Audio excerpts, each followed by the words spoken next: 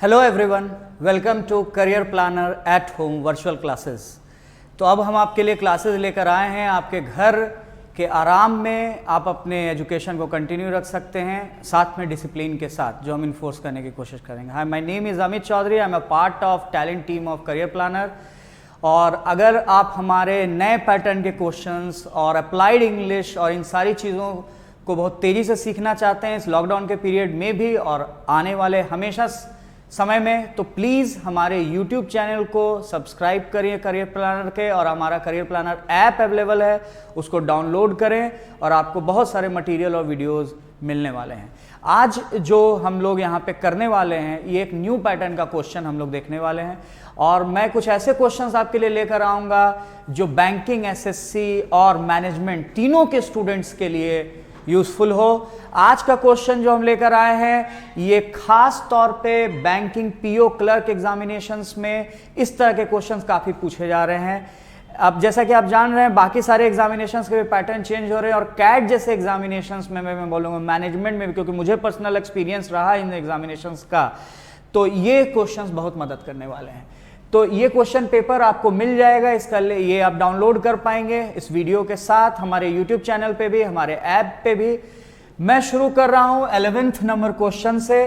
1 to 10 number reading comprehension है, उसको मैं अभी आपको टाइम दे रहा हूं कि आप उसको पढ़ लें, समझ लें, और उसके बाद हम लोग उसको डील करेंगे, ताकि जब आप प्रिपेयर होकर आएंगे तो ज़्यादा मज़ा आएगा। लेकिन अभी देखिए एक नए तरह का क्वेश्चन, और ये फिल इन द ब्लैंक्स का क्वेश्चन है। इसमें एक सेंटेंस को दे दिया गया है और उस सेंटेंस को आधा लिखकर छोड़ दिया गया है, and you have to fill in the blanks the remaining part of the sentence. तो you need to understand, translate, understand the context, and then only you can choose these options. तो देखते हैं कि कैसे बनता है पहला क्वेश्चन बोलता है, refuting the rational behind frequent agitations for formation of separate states, recent report. आपने, अगर आप मेरे एडिटोरियल के वीडियोस को फॉलो कर रहे हैं, आपको याद होगा मैंने बताया है, वाक्य के शुरू में अगर कोई V5 आ जाता है, ING आ जाता है, तो ये एक तरह से जेरंड की तरह काम करता है। इसको हिंदी में ट्रांसलेट हम कैसे करेंगे? तो ये जो रैशनल है, रैशनल मतलब होता है किसी भी तरह का लॉजिक, कोई भी लॉजिक, तर्क, जिसको हम बोलते हैं तर्क। तो ये जो तर्क है, और ये तर्क किसके पीछे है?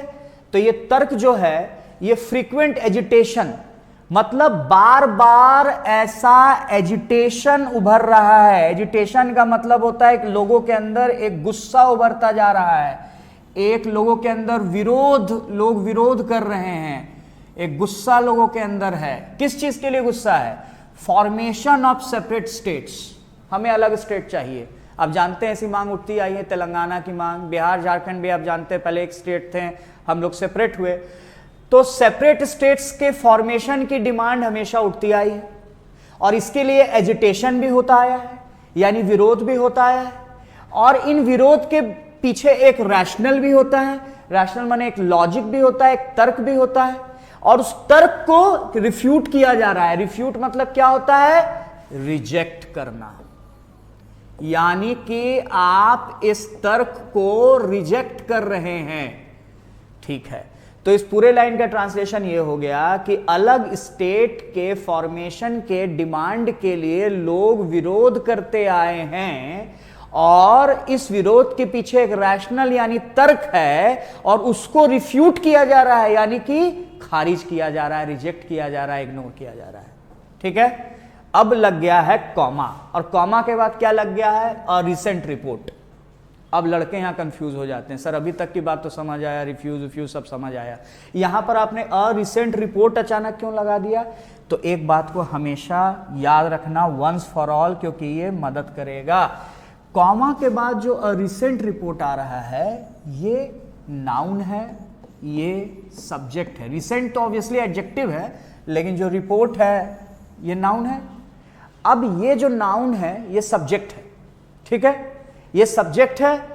अब ये सब्जेक्ट क्या काम कर रहा है? ये सब्जेक्ट वही काम कर रहा है जो कॉमा के पहले हो रहा है। और कॉमा के पहले क्या हो रहा था? सेपरेट स्टेट के डिमांड के लिए जो विरोध हो रहा था उसको रिजेक्ट किया जा रहा था, और ये रिजेक्ट करने का काम कौन कर रहा है? तो रिजेक्ट करने का काम रिपोर्ट कर रहा है। यानी इस पूरे लाइन का ट्रांसलेशन अगर मैं बोलूं तो एक हालिया को एक रिपोर्ट आया है और ये रिपोर्ट अलग स्टेट के डिमांड के लिए जो लोगों के अंदर गुस्सा है और उस गुस्से का जो कारण है उस कारण को ये इग्नोर करता है। तो आपको समझ आ गया पूरा बात। अब मैं आपको पहले पांचों ऑप्शन का हिंदी ट्रांसलेट कर रहा हूं, फिर आप डिसाइड कीजिएगा कि आपको कौन सा ऑप्शन ज्यादा सही लग रहा है। पहला ऑप्शन क्या बोलता है? Proved that such agitations result in loss of governmental property. ये रिपोर्ट प्रूव किया कि इस तरह का जो एजिटेशन यानी विरोध होता है उसके कारण गवर्नमेंट प्रॉपर्टी का लॉस होता है। ठीक है, तोड़फोड़ होता है, लोग एजिटेशन करते हैं, कभी रेल बस जला देते हैं, ये आप जानते हैं। ठीक है, दूसरे का मतलब क्या हुआ? Indicated that the formation of small states does not necessary improve the economy. ये रिपोर्ट क्या इंडिकेट किया? ये रिपोर्ट इंडिकेट किया, दिखाया कि जो छोटे स्टेट का फॉर्मेशन है उसका ये मतलब नहीं है कि इकोनॉमी इंप्रूव होगा। ठीक है, ये भी सही लग रहा है, मतलब आपको समझ आ गया। तीसरा का मतलब क्या है? Suggested that only large scale agitation have been effective in bringing out desired change in the past. ये सजेस्ट कर रहा है कि सिर्फ जो बड़े स्केल पे एजिटेशन हुआ है वही इफेक्टिव रहा है। बड़े स्केल पे अगर किसी तरह का विरोध हुआ है तो वही इफेक्टिव रहा है किसी तरह के चेंज को ब्रिंग आउट करने में पास्ट में। अगर बड़े स्केल पे विरोध नहीं होगा तो इसका कोई फायदा नहीं होगा, बड़े स्केल पे विरोध से ही फायदा हुआ है। आपको तीसरा भी समझ आ गया। चौथा, recommended dividing large states into smaller ones to improve governance. ये रिपोर्ट ये रिकमेंड करता है कि जो बड़े स्टेट्स हैं उनको छोटे स्टेट में बांट देने से गवर्नेंस यानी कि वहां का न्याय प्रक्रिया, वहां का शासन प्रक्रिया बेहतर हो जाता है। मैंने आपको चारों का मतलब बता दिया। अब डिसाइड आपको करना है। तो एक सेकंड के लिए तो आप सोच रहे हैं कि क्या होगा, आप सोच रहे हैं। अब मैं आपको आंसर बताता हूं। देखो, आंसर के लिए ट्रिक जो है वो ट्रिक है कि लाइन को पॉजिटिव और नेगेटिव में पहले तोड़ो। ठीक, तो एजिटेशन क्या है? नेगेटिव है, गुस्सा, तोड़फोड़ लोग कर रहे हैं। अब इस एजिटेशन के पीछे एक लॉजिक है, सेपरेट स्टेट के मांग के पीछे एक लॉजिक है। क्या लॉजिक होगा? लॉजिक हो सकता है छोटा स्टेट का मांग लोग क्यों करते हैं? छोटा स्टेट का मांग लोग करते हैं कि हम बड़ा स्टेट में हमको पैसा नहीं मिल पाता है, छोटा स्टेट कर दीजिए, तेलंगाना अलग कर दीजिए, झारखंड बिहार अलग कर दीजिए तो हमको ज़्यादा अच्छा से पैसा मिलेगा, ज़्यादा अच्छा शासन चलेगा। यही लॉजिक होता है, यही रैशनल होता है और इसको रिफ्यूट किया जा रहा है, रिफ्यूट किया जा रहा है, इन्हें खारिज किया जा रहा है। तो अब एक बात बताओ, अगर छोटे स्टेट के डिमांड के पीछे जो लॉजिक है उसको खारिज किया जाएगा, जो कि ये रिपोर्ट खारिज कर रहा है, तो ये रिपोर्ट छोटा स्टेट की मांग को बढ़ावा देगा कि रोकेगा? रोकेगा, क्योंकि तो खारिज कर रहा है, बोल रहा है कि तुम लोग का पूरा लॉजिक बेकार है, छोटा स्टेट नहीं चाहिए। तो ये रिपोर्ट क्या करेगा? ये रिपोर्ट छोटा स्टेट को बढ़ावा देगा कि उसको रोकेगा? रोकेगा। ये छोटे स्टेट के फॉर्मेशन को बढ़ावा नहीं देगा। यानी हमें वो ऑप्शन चुनना है जिसमें छोटे स्टेट के फॉर्मेशन के लॉजिक के खिलाफ बोला जा रहा है। पहला ऑप्शन क्या बोलता है? ऐसा एजिटेशन से गवर्नमेंट प्रॉपर्टी का लॉस होता है। सही है कि नहीं? जब एजिटेशन होता है, दंगा फसाद होता है तो प्रॉपर्टी का लॉस होता है कि नहीं? नेगेटिव बात है कि नहीं? ये क्या ये जो बात तुमको नजर आ रहा है पॉजिटिव है कि नेगेटिव? नेगेटिव। तो इसका मतलब यहां भी कुछ नेगेटिव बात ही बोला जा रहा है। बोला जा रहा है कि मारपीट मत करो, मतलब इस रैशनल के खिलाफ बोला जा रहा है। और पहला ऑप्शन भी इस रैशनल के खिलाफ बोल रहा है कि भाई गवर्नमेंट प्रॉपर्टी का लॉस होता है, मत कीजिए मारपीट। तो पहला ऑप्शन हो सकता है। सेकंड क्या है? Indicated that the formation of small state does not necessarily improve the economy. छोटे स्टेट की डिमांड से इकोनॉमी बेहतर नहीं होता है। छोटा स्टेट मत बनाओ, इससे इकोनॉमी बेहतर नहीं होता है। ये छोटे स्टेट को दबाने की कोशिश है, ये बढ़ाने की कोशिश है, दबाने की कोशिश। ये हो सकता है कि नहीं? ये बिल्कुल हो सकता है, क्योंकि यहां भी छोटे स्टेट की मांग को रद्द किया जा रहा है, जो कि रिपोर्ट कर रहा है। तीसरा ऑप्शन क्या बोलता है? Suggested that only large scale agitation have been effective in bringing out desired change in the past. ये सजेस्ट कर रहा है कि अगर बड़े पैमाने पे आप एजिटेशन करेंगे तो उसके कारण डिजायर्ड चेंजेस आएंगे, और पास्ट में ऐसा हुआ है। बड़े पैमाने पे एजिटेशन करो। तीसरा ऑप्शन क्या बोल रहा है? तीसरा ऑप्शन तो बोल रहा है मारपीट करो और लूट खसोट करो, पूरा जला दो। तो ये तो बोल रहा है कि बड़े पैमाने पे लार्ज स्केल एजिटेशन करो। क्या ये रिपोर्ट बोलेगा? क्या सरकारी रिपोर्ट बोलेगा कि तोड़फोड़ और करो और दंगा फसाद करो? नहीं। तो ये तो कभी नहीं हो सकता है। थर्ड ऑप्शन तो हो ही नहीं सकता है। और फोर्थ ऑप्शन क्या बोल रहा है? Recommended dividing large states into smaller ones to improve governance. बड़े स्टेट को छोटा कर दो तो गवर्नेंस बेटर होगा। ये क्या कर रहा है, छोटा स्टेट के डिमांड को बढ़ावा दे रहा है कि उसको रोक रहा है? बढ़ावा दे रहा है, बोल रहा है बड़ा स्टेट को छोटा कर दो, बहुत और मजा आएगा, बहुत अच्छा गवर्नेंस चलेगा। तो ये बात भी नहीं होगा। सरकारी रिपोर्ट कभी भी इसको बढ़ावा नहीं देगी कि छोटा स्टेट बनना चाहिए। तो इसका मतलब हमारा आंसर या तो 1 होगा या तो 2 होगा, यही दोनों में कोई आंसर होगा। अब ये तुम पर है कि तुम किसको चुनते हो, पहला चुनोगे कि दूसरा चुनोगे, इन्हीं दोनों में कोई आंसर होने वाला है। पहला बोलता है कि इस तरह के एजिटेशन से, मारपीट से गवर्नमेंट प्रॉपर्टी का लॉस होता है, और दूसरा बोलता है कि छोटे स्टेट के बनाने से इकोनॉमी में कोई बढ़ोतरी नहीं होता है। इन दोनों में वही ऑप्शन चुनोगे जो लॉजिक को रिफ्यूट करता है। तो छोटे स्टेट बनाने का लॉजिक क्या होता है? छोटा स्टेट दे दीजिए तो मेरा शासन प्रणाली अच्छा से चलेगा। क्या छोटा स्टेट बनाने का लॉजिक ये होता है कि हम लॉस ऑफ प्रॉपर्टी करेंगे? नहीं, लॉजिक ये होता है छोटा स्टेट दे दो तो इकोनॉमी इंप्रूव हो जाएगा। लोग यही बोलते हैं छोटा स्टेट से इकोनॉमी इंप्रूव होगा, और ये सरकारी रिपोर्ट क्या बोल रहा है? छोटा स्टेट से इकोनॉमी इंप्रूव नहीं होता है। तो क्यों मान कर रहे हो छोटा स्टेट का? एक साथ रहो। इसीलिए जो जवाब हमारा होगा वो सेकंड ऑप्शन होगा। इसका आंसर सेकंड ऑप्शन होगा।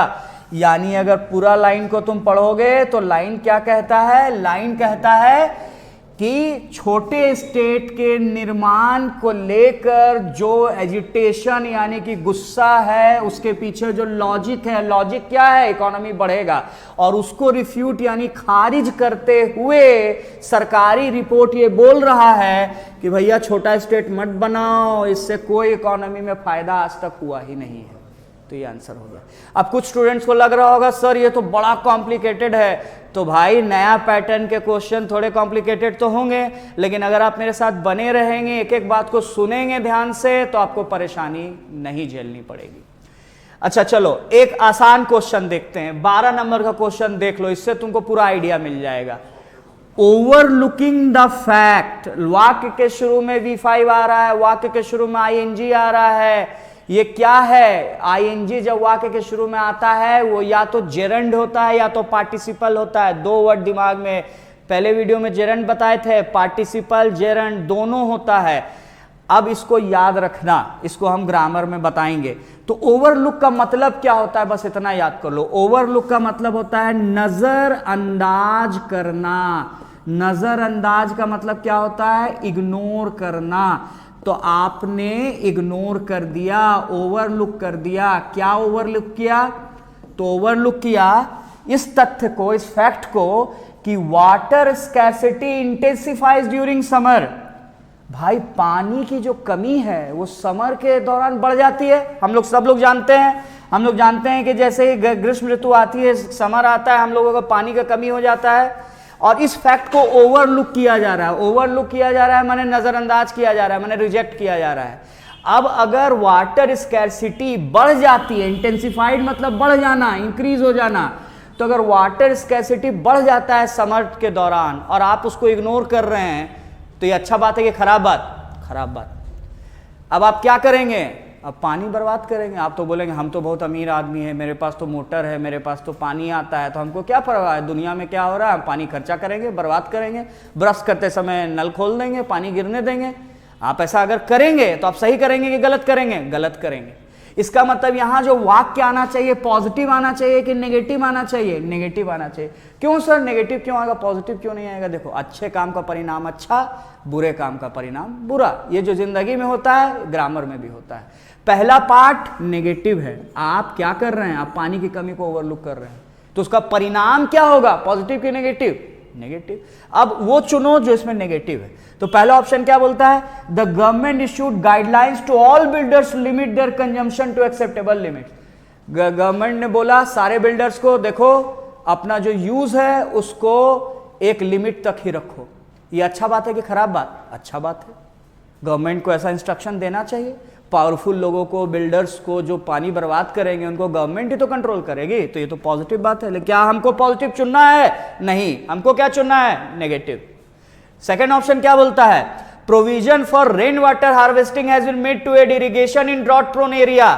प्रोविजन मैंने व्यवस्था, रेन वाटर हार्वेस्टिंग, गौर करो, हार्वेस्टिंग, हार्वेस्टिंग का मतलब यहां जमा करना हुआ। पानी जो गिरता है उसको जमा अगर कर लिया जाए तो उसको रेन वाटर हार्वेस्टिंग कहती है। Has been made to aid irrigation, इसने सिंचाई को एड किया है, सपोर्ट किया है in drought prone areas. Drought prone मतलब क्या होता है? ड्रॉट मतलब होता है सूखा। तो जो सूखे वाला एरिया है वहां पर पानी को जमा करने से का व्यवस्था किया गया। ये अच्छा बात है कि खराब बात? बिल्कुल अच्छा बात है भाई, ये तो होना चाहिए। हर अपार्टमेंट में रेन वाटर हार्वेस्टिंग होना चाहिए जब हम लोग पानी के प्रॉब्लम से गुजरने वाले हैं। लेकिन यहां तो नेगेटिव बात चुननी है, तो सेकंड ऑप्शन भी नहीं होगा, यानी कि जो पॉजिटिव लाइन है वो हम नहीं चुन सकते। थर्ड देखो, the water table did not improve even after receiving normal monsoon in the current year.